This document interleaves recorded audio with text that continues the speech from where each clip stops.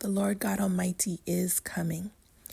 People of the world, I was being led to read Isaiah chapter 2, and it speaks of Isaiah's vision of Jerusalem. Jerusalem being the nation on the whole, all of us, and how we will be elevated in the last days, those who walk in alignment with God.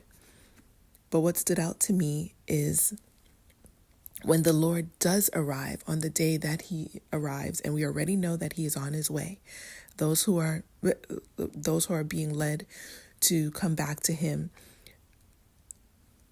through the revival, which everyone is able to see at this point, or should be able to see at this point, that there has been a revival in the Lord and just speaking his word, and the nation as a whole coming to him, even if you are in darkness.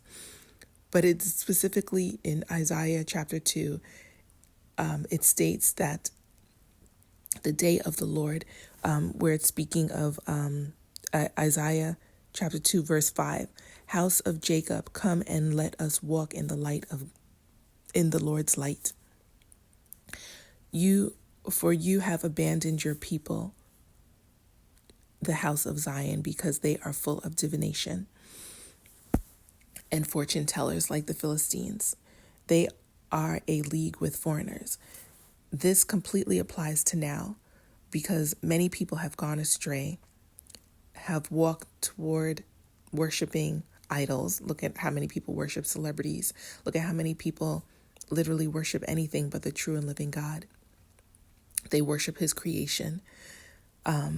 They hold on to the ability to hear what's in the future, even from the most corrupt people, and it doesn't matter as long as they're getting some glimpse of what they believe is God. So and the reason this all came out to me is because when you go down to verse 19, it says, people will come into caves in the rocks. People will go into caves in the rocks and holes in the ground, away from the terror of the Lord and from his majestic splendor, when he raises to terrify the earth. Now, the reason this truly stood out is that we have been seeing billionaires, millionaires, anyone building bunkers, because they're afraid of the terror that's coming on the ground.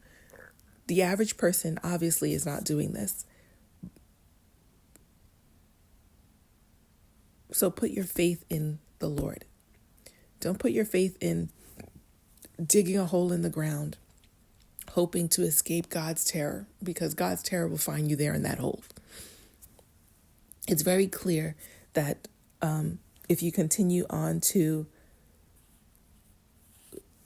at verse 7, where it says, and God here is talking, that Isaiah here is giving his vision, and he is referring to all the individuals who've gone astray from God. Their land is full of silver and gold. Is that not America? Or is that not any so-called first world country? As you can see, all the so-called third world countries are now becoming first world countries. And there is no limit to their treasures. Their land is full of horses, and there is no limit to their chariots. Their land is full of idols. They worship the work of their hands, what their fingers have made. So humanity is brought low, and each person is humbled. Is that not what's happening now? All the people of Babylon, essentially. Babylon being America, Babylon being other first world countries. But specifically, we're talking about America right now. The instruction is to go into the rocks and hide in the dust from the terror of the Lord and from the majestic splendor. The pride of mankind will be humbled, and man's loftiness will be brought low, because the Lord alone will be exalted in that day. Are we not in these times now when God is coming back? He is letting people know. He is letting people know to raise his name up, to exalt him and only him, because God and God alone, the true creator, the one and only creator, the I am that I am, is letting even the lost sheep come back to him. It's a time of revival for a reason. Get your house in order.